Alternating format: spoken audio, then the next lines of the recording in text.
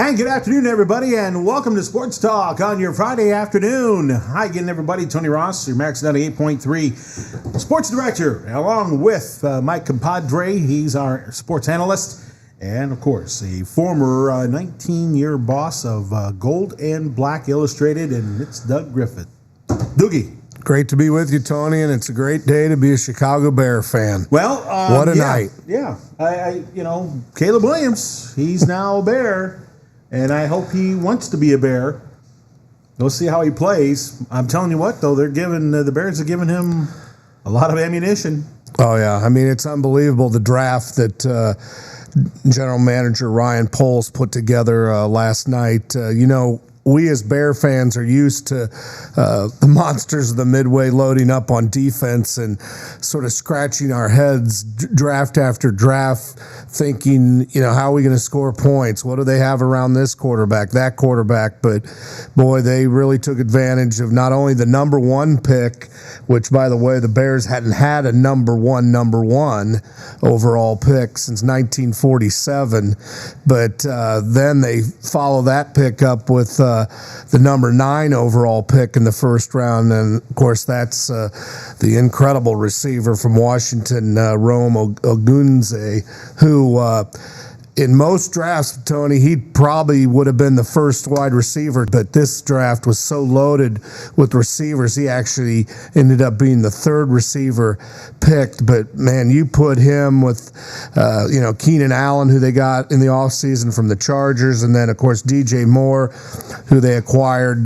from Carolina for last season. And, I mean, they're looking at one of the best receiving corps in the NFL. And, again, this is just absolutely new territory for the Chicago Bears because, they've hung their hat forever on defense. And, yeah, that won them a Super Bowl championship in the mid-'80s. But, for a long time now, that league has been dictated by the guy under center and how good he is and the offensive weapons you have around him. And now I think finally Bears fans can go to bed each and every night thinking we finally have a loaded offense. I can't remember a time where, the draft was this fruitful, and I know it's only the draft. They haven't taken one snap, yet. But there's a ton of excitement, and for all the right reasons in Chicago, because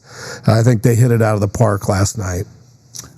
I wish I was enthusiastic about it like you and Mark, and I don't know. Caleb Williams, he is a spectacular quarterback. He's a spectacular athletic quarterback, but he has the same, not the same skill set as Justin did. But if Justin was in an offense that allowed him to be him, I think he would have fared a lot better in Chicago. It didn't work out. Okay, that's my thing. Is I see Caleb Williams with the same skill set, a little bit better when it comes to picking defenses apart, which is going to be key. But we got an offensive coordinator who loves throwing the football. Caleb Williams wants to be part of the action, not just getting an assist. And I think there's going to have to be an understanding between both our offensive coordinator here and Caleb Williams. I don't know if he's ready for that. I just don't. His first couple games are actually going to be kind of crucial, I feel, just to get an idea of whether or not he's going to be able to accept the offense that is going to be brought to the table. Why wouldn't you? Well, the only way you wouldn't be all as upbeat about the talent that's surrounding you as receiving core is the fact that, hey, I love running the football too. I love being part of that, being part of an offense. I love running between the tackles. I love rolling out and then tucking and running. So I as long as there's an understanding of what Caleb has to do in this offense, because our OC, he'll work, but he's a stubborn dude. And he's a proven coordinator that he can throw the ball. he's got on offense that can throw when throwing the ball successfully. It's tough to stop. Yeah, I mean, I'm excited, but man, I just think everybody's kind of undervaluing where Caleb is at mentally as a player and what his role he expects to be in compared to what actually he may be dealt with and what he's being asked to do. I think it's just a very similar situation as Justin was in when the Bears got him. Everybody thought, hey, he's going to be able to. Justin has problems picking defenses apart. Caleb doesn't.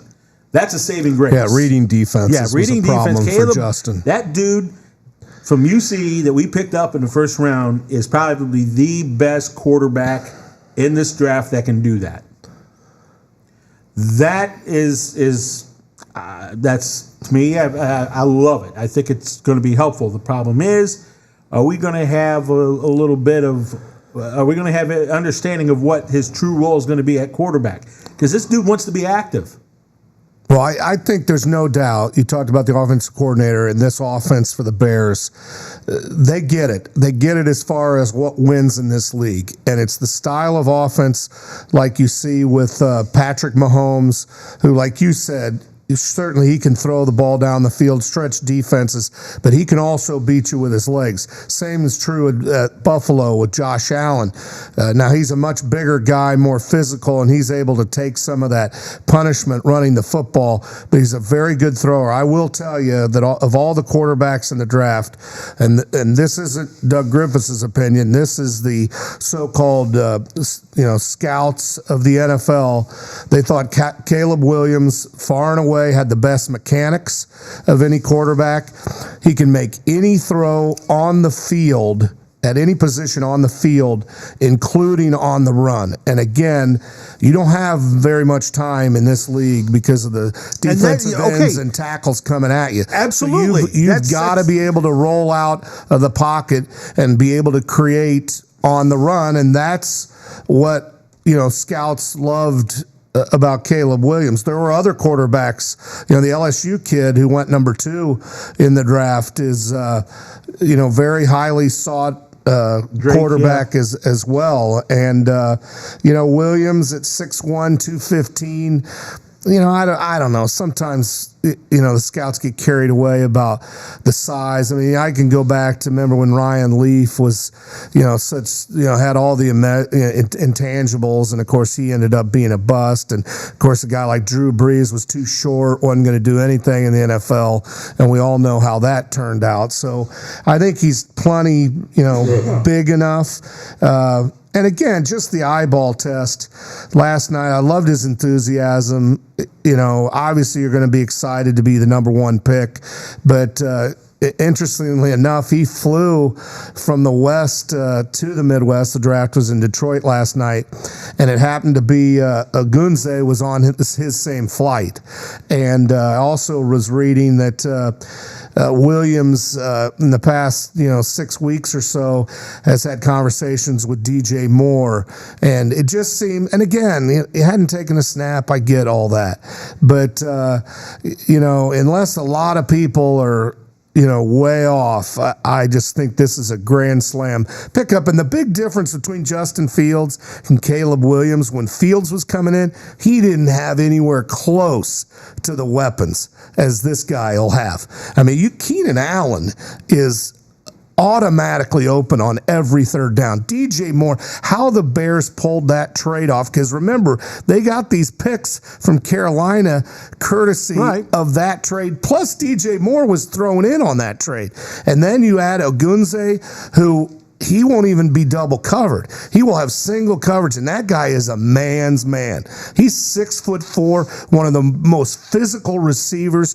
He will just, if the ball's in his vicinity, he goes and makes the play. Now, he had a great quarterback in Penix catching balls from, but I'm telling you what, Bears fans are going to love Ogunze, because that guy is sort of your dream of an NFL receiver. And then, the offensive line's always been an issue. Well, they've gone out to the Bears' credit, they had money to spend this offseason, and they've done that to shore up the offensive line. I just think it's, the defense in Chicago has never really been to a point where we can't win games or have winning records and make the playoffs because our defense isn't up to snuff. It's just been the opposite offense. And now I'm just pleased that it seems like the front office finally gets it, that you win in this league with offense. Because for the last, 40 years, we've thought defense, and it's gotten us, 2 Super Bowl appearances and 1 Super Bowl championship. So, and I was really intrigued by, after they got Williams, there had been a lot of talk what they were going to do with the number 9 pick. Are they going to trade it? Because again, I think it's fair to say Bears teams of old and front offices of old, they would have traded down and gotten more picks because the Bears only have 4 picks total in this entire draft. But to their credit, Poles and Ryan Poles had the Jets and the Colts come after that number 9 pick. And he said, no way, no how. We have our guy, Ogunze, and we're taking him because we're going to surround Williams with the best possible weapons he can have. And don't forget, Tony, last month the Bears went out and inked Philadelphia Eagles running back DeAndre Swift, who's coming off a 1,000-yard season. So it's not like he won't have guys in the backfield either. So I really can't remember a Bears team offensively with this kind of weapons. I'm not drinking the Kool-Aid. I'm just not drinking the Kool-Aid. Before I start, and the other part of it is everybody's feeling good about the offensive line. I, however, am not. There's going to be 2 injuries on that offensive line. One of them is going to be Cody Whitehair. Because and the season is setting up to where it could be a perfectly great season for the Chicago Bears. But something always happens to keep it from happening. And it's going to happen on the offensive line. And we better be able to protect Williams so he has time to throw the football. And if we can't do it with this line we got right now, and we kind of talked about it this morning, it's good, but is it going to be NFL good? I mean, what I mean by that is, how are they going to be able to give Williams that extra second to maybe 2 seconds longer to complete those passes to the receivers that are running the routes or going deep like our OC likes to do? If they do that, yeah. Let's drink the Kool-Aid. I'll take grape, thank you. But I just don't see this all happening right away. And a lot of it has to do with the offensive line. I've got concerns about them. Unless I'm missing some report saying that Jenkins got better from last year. Not hearing it. So to me, you can have all the great receivers you want, but if you don't give your quarterback time to make those completions or find a gap or make a gap for a talented running back like Swift to do what he does, you're gonna be in trouble.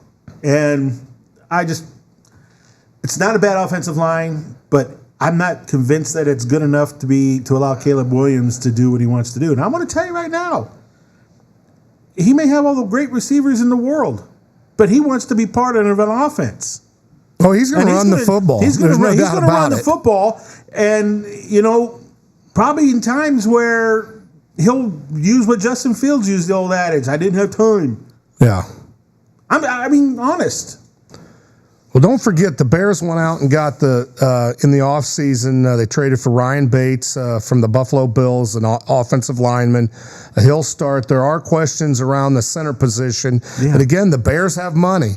They can go out, so it'll be interesting. If they get another one, it'll be interesting to see what they do with these next 2 picks. I would think that it's so crazy for me to even think, and I'm sure you'll agree, to think that, first our top 2 picks went on to for offense, and then we only have 2 picks left. Do they go offense again for a center with their 3rd pick? Okay, and then you're not. You still, I think, need They need to rush in probably to counter the guy they got in the trade last year from the Guardians, who's an outstanding player. The only way they're going to get that, though, is going to be through trade. Right. So they're going to have Bears going to have to get a trade somewhere to help that. Yeah. But I also like the additions to the Bears defense this year. Oh, I do too.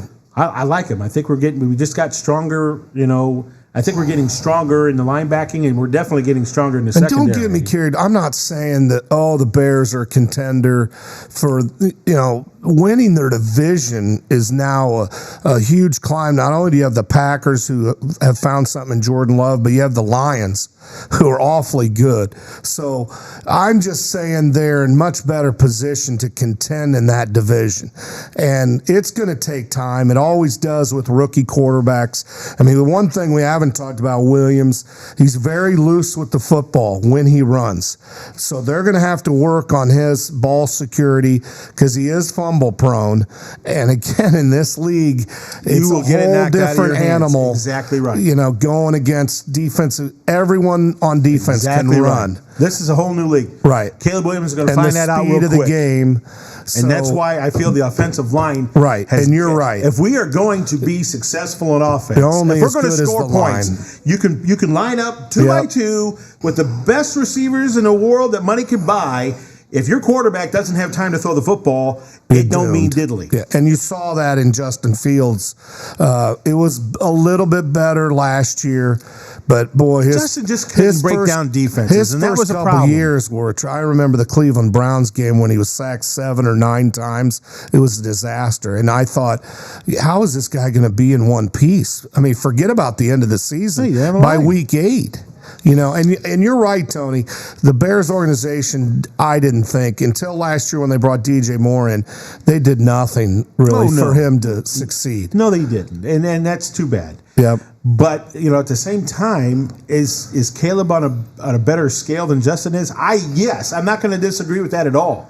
I'm just saying he's going to run in to the same issues, and even though he is different from Justin Fields, Caleb still brings his own baggage as a player. What I mean by that is his skill set. The reason why he was so successful at USC is because he was able to run, for starters, and throw. But, man, the speed's different. The level's different. Right. You got headhunters after you more than you do in college. The one thing he had... an atrocious offensive line at SC last year. Not in his Heisman Trophy year when he won it in 2022, but the line was not good at SC last year. And his worst game probably of his career came up in South Bend at Notre Dame. And Notre Dame had a very talented defense, and they really exposed that weak offensive line, and they made Caleb Williams' life very, very difficult. I will say, of all the first-round picks last night, Caleb Williams has the best supporting cast. So they are setting the table, or they have set the table for him to succeed. But again, with that in mind, boy, there have been very few quarterbacks their rookie year that have really made hay in the NFL, and as a lifelong Bears fan, it wasn't too long we took Mitch Trubisky with a first-round pick, then Justin Fields, as you alluded to. That Mitch Trubisky pick was... We just have not... Someone gave some wrong information somewhere. Yeah. I will say, again, all the experts said this was the pick anybody had to make, and... But they're not... Here's the word that's missing from that. Potential. He hasn't taken a snap. Right. Okay, so the realistic part of me is saying until he takes his first snap and sees a 365-pound dude coming at him at Mach 8, and your line and your tackles are struggling and your guards are struggling and you're getting pushed back, that creates a sense of hurrying, and next thing you know, you're throwing picks or you're fumbling the football. Right. Because now you've let it become a mental game. Bears have got to figure out a way to take that out. I mean, they really need. I think they need to get another O-line guy in there, and to help solidify, at least give more confidence to Caleb that he's going to have time to do what he can do. Yeah, because there ain't no mistaking. when he's able to do what he wants to do, the kid's just absolutely a phenomenal quarterback. Phenomenal. But it's a different pace. You get spoiled. Does that carry over to your play? You know, there's just too many X factors for me to crown him king in the quarterback scenario in the NFL. Well, he's king of the 2024 draft. He is I'll right tell now. you that. Sure, absolutely. But you could say that about all these quarterbacks. You know, none of these players have taken a snap, and you have 6 quarterbacks taken in the top 12 picks, which is unbelievable. And that's unheard of. It's been an offensive-heavy draft. I mean, 7 receivers taken in the first round. Actually, the Colts at number 15. I like they were the first team to pick a defensive player. And again, like I said, he's a good edge they runner. wanted to trade up to get Ogunze at that number 9 pick. But you're right. I like the Colts pick too. That kid, he may struggle this year, first year. Ain't going to be much, but he's going to be a good one. Yeah, and they've done well drafting on the defensive side. Yeah. So, and they needed to. Right. I mean, Sweeney's the last one I could think that was their best edge guy. You know, Dwight. And so, I mean... Freeney, I'm sorry, not Sweeney, Freeney. But he's the last one that I can recall that really was a dominating end. And I think this kid, you know, that's who has a chance to be that kind of a dominating edge guy. Yeah, the defensive lineman from UCLA is who Tony's referring to. Right. He had 13 sacks last year for the Bruins. 30 solo tackles, too. I mean, that's just screams good. So the head scratcher of the draft was Atlanta. Can you explain to me how you go out in the offseason and sign Kirk Cousins to a $100 million guaranteed contract, and then with the number 6 pick, or no, not 6, I'm sorry, it was number 8 pick, you go and take Michael Penix, the quarterback from Washington? I can explain it. They're taking a page out of Green Bay. They're taking a page out of Green Bay once Yahoo left. This is what they're doing. This is the route they're taking. And Love turned out to be really good, you know. And so I know you made a signing. You signed a top quarterback, the Falcons did, but, you know, they're trying to follow it up so Penix will be the Love. Yeah. You see what I'm saying? It's plus just to waste a number 8 pick is I don't know. Pretty high. It may not be a waste. If Penix can stay healthy, he's going to hold a clipboard for the next 3 years. So did Jordan Love. So yeah, but boy, even Cousins was not happy with that pick, and all the draft experts are just like that. Well, Cousins needs to understand he's got one job to do: play football. That is the stunner of stuns. He needs to understand he has to be a quarterback and a leader.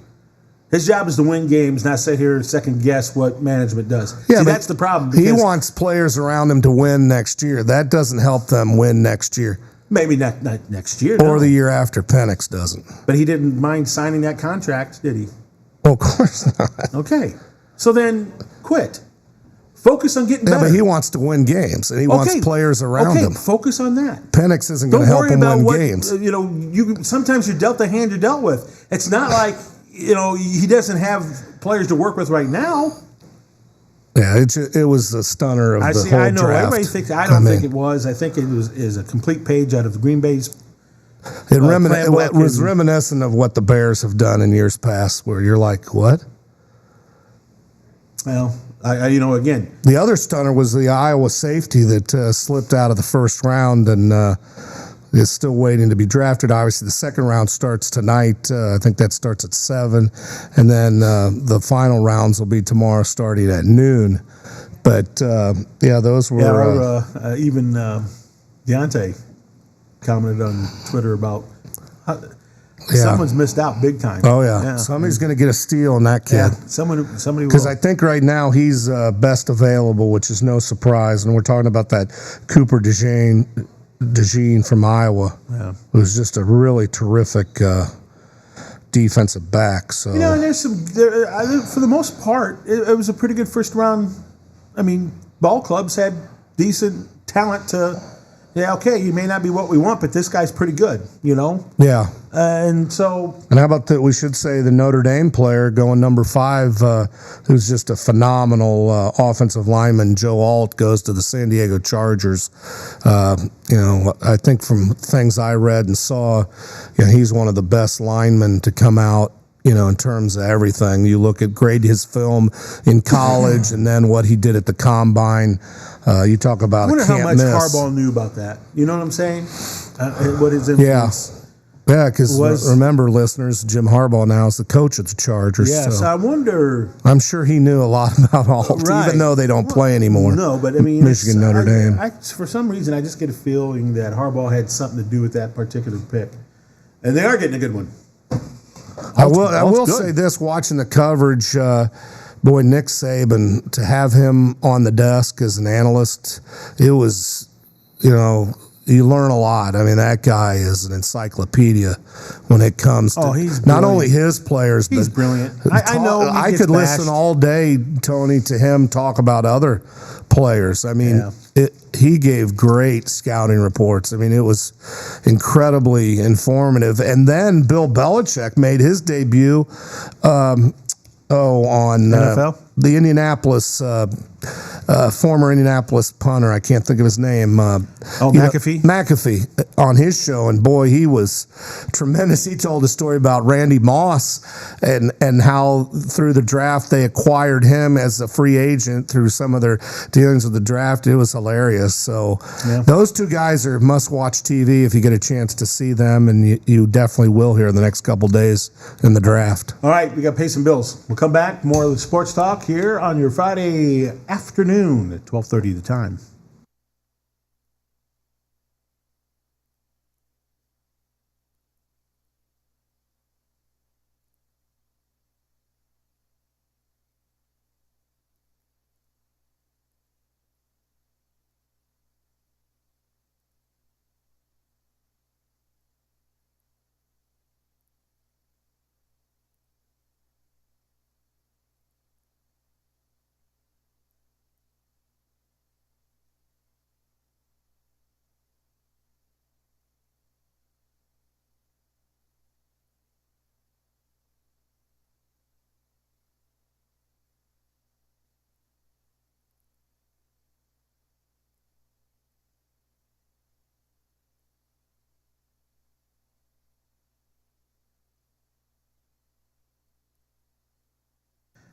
Welcome back to Sports Talk at 12:31 in the afternoon on your Friday.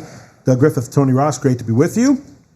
Sorry for that cough there. That's been happening here this hour. I don't know why. Doug gets me all riled up. White Sox, Cubs. Let's talk about it. White Sox. This is horrific. I mean, this is Tony. They haven't won a game since our last Sports Talk show. Yeah, do you realize that? What, 3-22 now? I think it is, or 23? Yeah, 3-22. It has been horrific. And there's no end in sight to this. I watched a few of their innings in Minnesota, and it was just like... They may struggle reaching 10 wins by July. That's how bad this is. And if I'm Pedro, the head coach, I'm sitting there going, you know what? Life's too short to deal with this crap. Yeah, talk about setting a guy up for a failure. You have.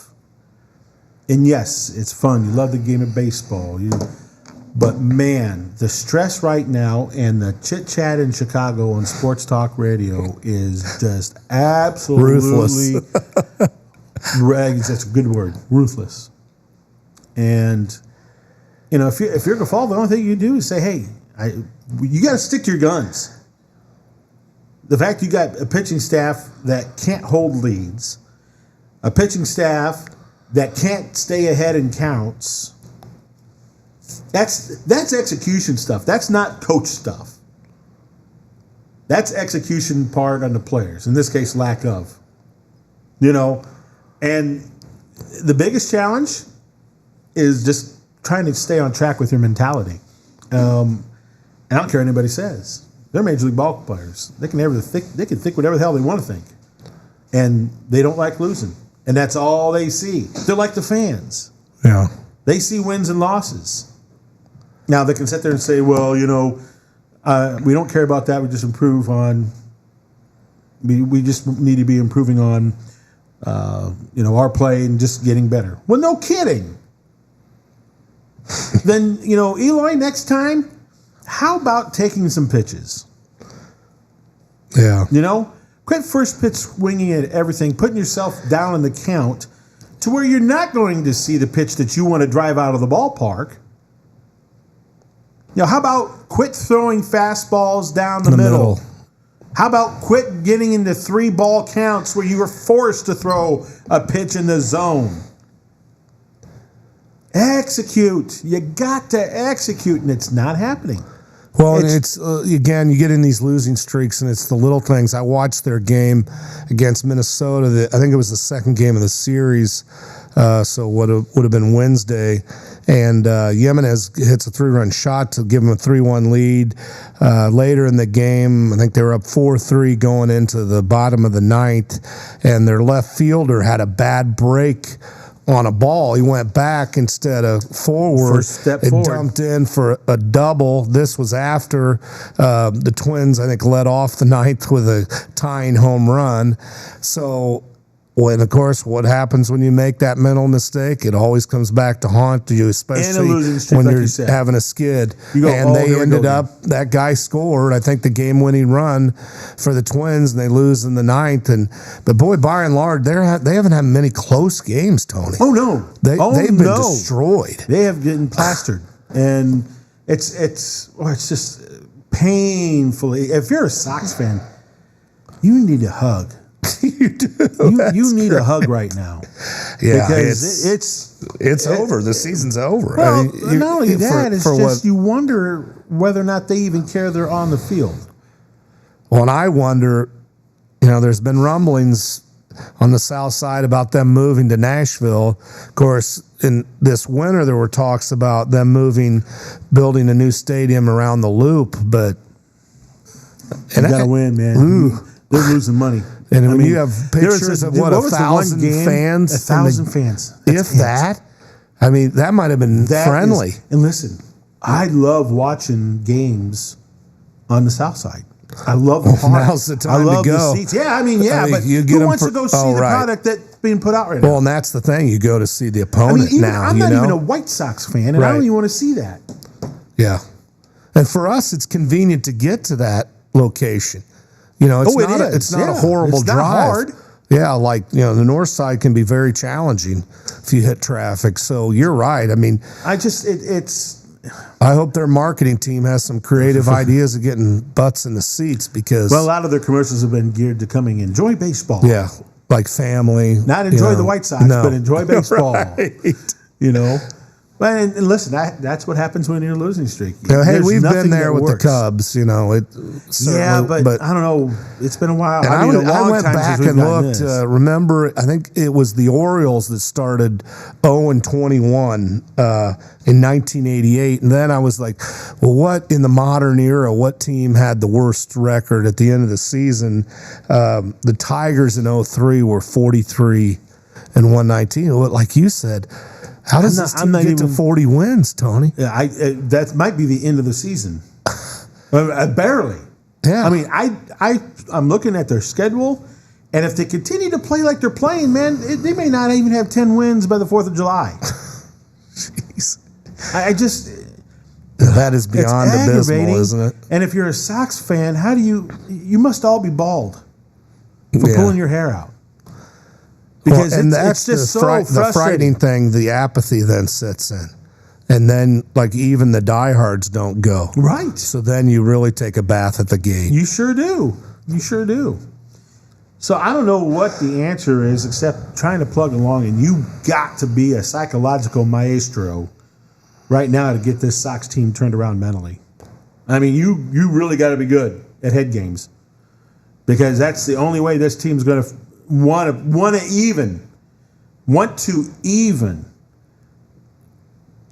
stay consistent in their positive thinking, because they've had everything from soups and nuts come down on them and go one way or another wrong, and that's just something mentally, man. That is challenging. Yeah, and losing breeds losing. It does. And it's an avalanche now. You need the one big win. You got it, but here's the thing. One big win isn't going to change it. It's got to be a string of big wins to start changing it. And that's going to be difficult for this particular team. When does this team win a series? Oh, good question. I don't know. Listen, I also subscribe to the fact that even when you're as bad as you are, or you're a very, very mediocre ball club, you can still push your kids outside the box to play their best. Yeah. And sometimes it just takes that one big win to turn it all around. And they are, at the end of the day, professionals. I've seen it. In theory, you would think by accident you'd win a couple games, right? This has been tough. They've lost leads. Historic is what it is. Historic. It's just nuts over there on the south side. And it's not helping matters what's going on in the north side, because the Cubs somehow, some way, are enduring injury after injury and still winning. And winning. I mean, they just swept the Astros, and I know the Astros, they've had some injuries too. Well, the Astros are 15 games under something. I don't know if it's 500 or what it is, but or 16 games off pace of last year, something like that. And that's a lot, for a team like that. But point is, they're struggling.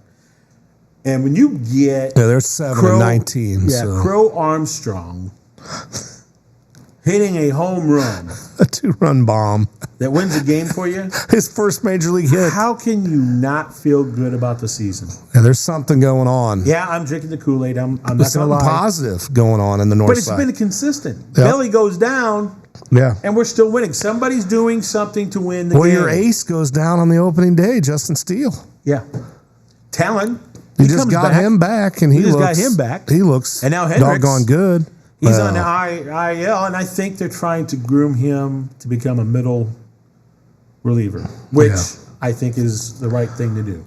He just doesn't have the velocity. At this stage of his career, right. Just doesn't have the umph. And I think you can win like he did, like Maddox did. He goes, I saw a quote on him talking about his game as it progressed throughout his ball career. He literally said, I had to change my way of pitching. I had to change my way of thinking. He goes, no matter what, as a pitcher, your job is to try to get ahead of the count so you can dictate that at bat. And that's what Hendricks has to do, because he's not overpowering it. Right. He's not doing that. And what's sort of sad at this stage of his career, when he misses, the batter takes advantage. It's not like the batter fouls it off. Right. Or normally you would see that cutter of his cross the zone and drop. It's not dropping. Yep. And next thing you know, it's a mistake pitch. Yeah. And it ends up either a base hit or over the wall. Yep. And at inopportune times, by the way. I think this injury thing on Hendricks is more of a let's work on your mindset. And you see that now with other teams too, putting a struggling pitcher on the IL. You know what the potential is? Yeah. They're just not reaching it right now. And sometimes it just takes a step away from what you're doing to change it. Get your mind right. And of course, they did more than a little tinkering with Alzolay, who has given up 4 saves this month, and they moved him to not middle relief, but I guess late relief. And at least the first time out, it worked. And I think that's good for Alzolay to get him mentally right. Because he's not right. Dude, he runs off emotion. Yeah, he's an emotion in the pitcher. mind. And there's just nothing wrong with that, as long as you're consistent in getting ahead in counts. As long as you're throwing strikes. I don't have that. I love ball players with emotion. I played with emotion. He's just as a closer giving up the long ball, and it just killed him. He's been throwing his long ball problems have been on pure mistake pitches. Yep. You can almost see him so frustrated with himself that he couldn't locate that pitch that went over the wall. You can really see him fighting with himself. Yeah, he fights himself. Yeah. And I think once a drop down in the lineup is a good move, because it takes him off of his routine of wanting to be that, in that mentality, wanting to be that closer. He's got to look at it differently now. And sometimes that's all it takes to get you back on track. And so I like what Consol's doing there. You know, and Angelin's a good pitcher, man. I like him. I think he's a really good pitcher. Yeah, don't give up on him. No, don't give up on this dude. He's too valuable. Yeah, and especially when you're winning like we're doing, this inspires players. You know, that's why I don't have a problem with Angelin being an emotional kind of pitcher. You want that guy to come out there and say, I am going to strike out all three of you guys, and you're going to go. Nothing you do about it, you're just going to set. And how about their bullpen? The last 13 games, they're like 1.93. That's which awesome. Is like it makes them a top 5 bullpen in Major League Baseball during that stretch. That's what the doctors ordered. Right. That's all that is. At a perfect timing, because again, Steele, I think he threw a bullpen session. If I'm not mistaken, he's going to have a rehab assignment coming up. Well, he's got to be chomping at the bit. Imagine come back getting with everything him back. That's happening. Yeah, Tony, with Talion now back, and if you can work out that, now the spot vacated by Hendricks with somebody serviceable, and I think you alluded to in last week's show, it appears the Cubs are going to be very competitive this year and have a great chance to win that division. Well, you would think as we move closer to the trade deadline in July, they'll go out and address at least one starting pitching spot. Yeah, it almost would behoove them not to. Right. You got some players that are trade bait. Because they seem to have really good chemistry. The pieces. Nico Horner's hitting everything on this just screws. Having a career year. And Swanson, my gosh, he had a big home run the other night. And what those two guys give you defensively up the middle is just sensational. Yeah. And Morel's coming on at third. I mean, I haven't, I saw one game where he threw it to the dugout, but he seems like he's, now he's really struggled at the plate, but he's a young guy and you hope he gets it figured out. And as the weather maybe warms up, maybe he gets a little bit Christopher better. Morel to learn when to swing big and when not to swing big. Shorten his swing. Yeah. Okay. He's got to figure that out. There's too much bias there is for me. Too much bias mentality. And you talk about a guy that made a career move that has gone south. Well, yeah. Baez is horrible. It's sad, really, to see like Chris Bryant, Baez. Now I know Rizzo's done well in New York. Rizzo's Rizzo, man. Right. You don't have to question what he does. But even do Hendricks, those guys did so much for the Chicago Cubs, and but we can't keep dwelling on the past. No, you're right. We got to deal with what's in front of us, and here's what's in front of us. And that's we got to get over these injuries. Yeah, and just have that competitive mentality to just do what it takes to get that big out, or throw that one big strike, or get that one big hit. Don't balloon it any more than says, I'm going to get it. I'm going to get it. Your 1 through 9 should be saying, I'm getting that hit. Yep. And it looks like that's the mentality. So I listen. I like this group we got.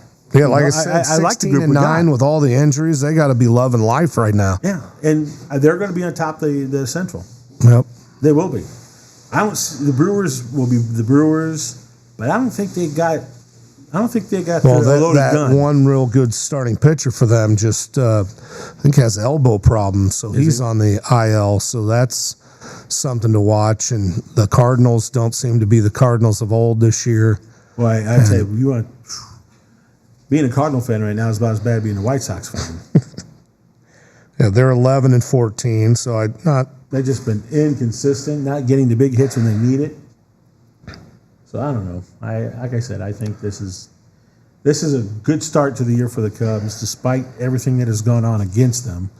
And they just got to stay competitive, man. That's all they got to do, and try to have that mentality of beating down opponents. Taking advantage of mistake pitches, all those variables. And if they are able to do that, it's going to be a great year to be a Cub fan, to say the least. And how about this weekend? They open in Fenway Park. Don't usually play in Boston, so that's pretty cool. Going to be fun, right? That's going to be fun. Very cool. Going back to Boston. Yeah. Yeah, looking forward to watching that. So we're going to have a busy night. We got the NFL draft. We got Cubby baseball. And Actually, the White Sox are at home against the Tampa Bay Rays, and the Rays have. You know what? The only reason why I'm watching the White Sox right now, Steve Stone. Oh, I ditto. I can listen to Stoney all night. He's done such a great job of handling this season on the air. Yeah. He's a treasure, there's no doubt. He understands that you can't beat down a team that is young, inexperienced, has hit such a long, rotten performance, no matter how hard they're trying to get out of it. You can't. It'd be so easy to just break and pull the White Sox apart, but you can't do that. No, you can't do that because it is 162 games. And here's the other part about that is because it also creates more additional noise that you really can't afford to have right now.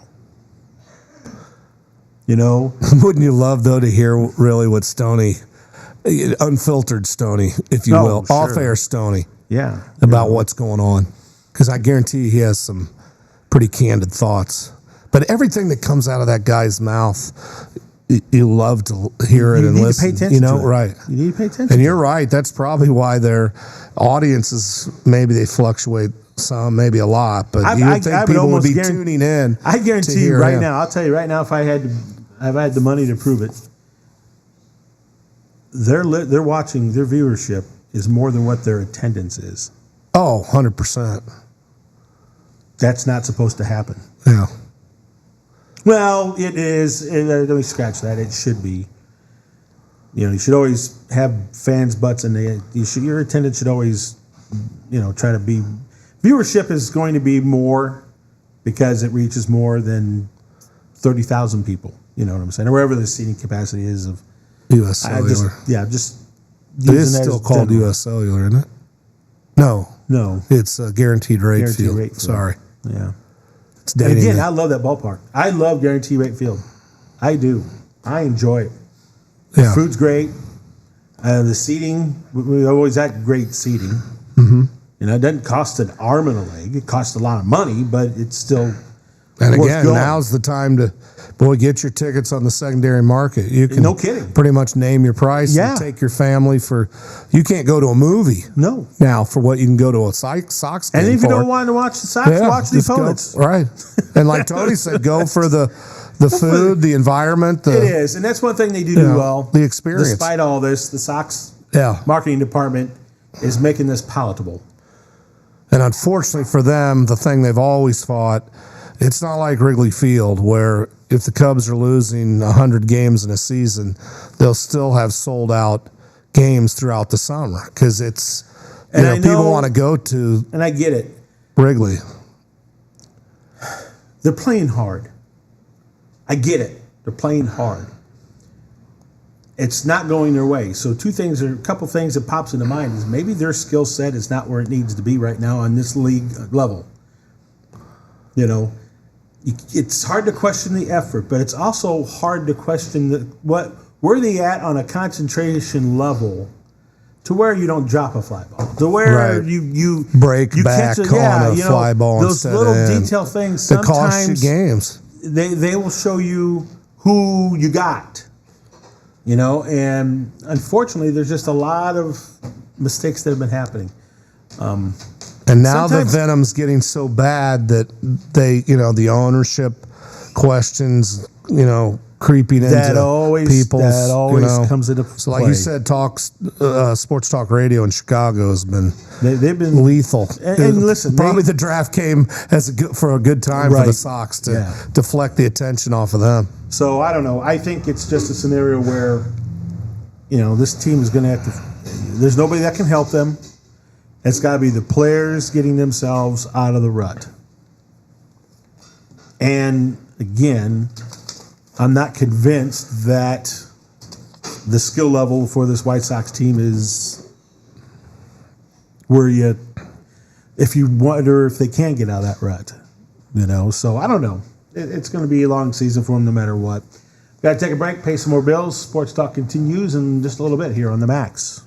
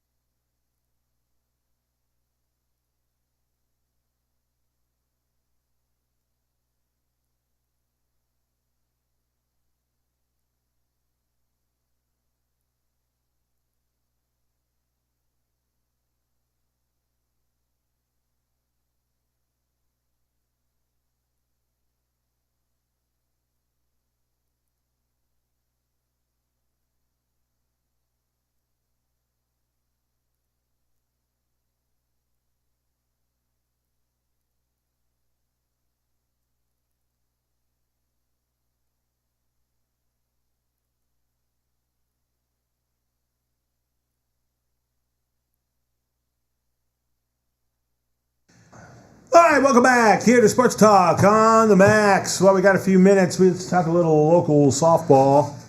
Bremen Lady Lions. They could be back to their old state-winning ways. They are currently, number 5? In 2A. In 2A. And Mickey Shively has been one of the big reasons why. Just like her older sister, Holly, when Bremen went to state. And then, Bremen had Aaron Koffel, and you may recall those amazing players. This is a Bremen team that is almost similar. And it's exciting times right now for the Lady Lions softball team. Now, they got Rochester tonight. I'm not sure if that's a home game or not. I think it's a 5:30 start. It is home. Home, yeah. It is home that they're going to be playing at. Bremen's 7-4, Rochester's 5-7. Yep. And so, 7-4, people would think, wow, that's not that impressive to be, you would think of deserving of 5 ranking. Well, let me tell you, those 4 losses came against some very astute softball teams that are ranked. And so I will tell you that this Bremen Lion team, this Lady Lions team, is in fact a very solid team. And I think deserving of being in the top 5, quite frankly. And so I might tool over there just to go watch a game. Because I've not been able to. I know we got some softball games coming up, but just not tonight. So I'm anxious, and I'm very happy to see Bremen have some success back in the softball diamond. Obviously well-deserved, and I think the world of Coach Huppert. That guy is a softball guy through and through, and he knows how to get his girls motivated. And he manages to take even an average team and makes them above average. That's just how good he is. And the kids know it, And so when you develop that kind of winning reputation, you do what the general says, Yeah. And so, like I said, good luck to Lady Lions tonight. Big win yesterday for the Plymouth Lady Pilgrim softball team, 10-6 over Northwood. Now Northwood's down. That loss that they had to the Lady Pilgrims last night dropped them 2 games under the 500 mark. But I will tell you, and I think Coach Johnson will be the first to tell you, it is tough as nails trying to beat Northwood, let alone at home, but at Northwood. And that's what happened. And again, I love the comment that Coach Johnson made of his girls. It was quoted, "This group just keeps fighting and hitting. We got up 4 in the top of the first and won the game by 4. That's how you win ball games." And so Plymouth now 9-7 on the season. And even, I go back, or 9-5, I'm sorry. They're 9-5. 5-1 in the conference. Yeah, 5-1 in NLC play. Yeah. So, like I said, this is turned out to be a very fun Plymouth team to pay attention to. Like to be a pleasant surprise. I mean, think how far that program's come. Oh, Tony, I mean, 2nd place in the NLC. yeah. That's getting it done. And then you got Bussy, who's an outfielder. She's just tearing it up. She went 2 for 3 with 3 runs batted in against Northwood pitching. Bravo, young lady. Bravo. I mean, you look at the stat sheet, she had a home run. She was hit by a pitch. She stole a base. Had 5 total bases on the game. That's your leadoff hitter right there. Bravo. You said Plymouth jumped out to, a 4-0 lead in the first inning. Then they maintained it. I think they scored in, each of the last 3 innings? Well, they scored 4 in the first, 1 in the fourth, 2 in the sixth, and 3 in the seventh. Yeah, I was going to say, I knew they had a big last at bat, too. Now, they were out hit 15-12, but that can be a little misleading, But this Plymouth team has also shown that it's good enough to take advantage of 6 errors. And that's what Northwood had. Yep. And if you're a good team, you won't beat those teams. And you won't win with 6 errors. Yeah, you'll beat those teams. So that's been kind of exciting to see as well. All right, Dougie, we got to get out of here because time is now not on our side. So we'll do this again next Friday, lunchtime, Sports Talk on the Max. You can rewatch this on our Max 98.3 Facebook page and also on our new YouTube channel at Max 98.3 Stream! For Doug Griffiths, I'm Tony Ross. Have yourself a wonderful weekend.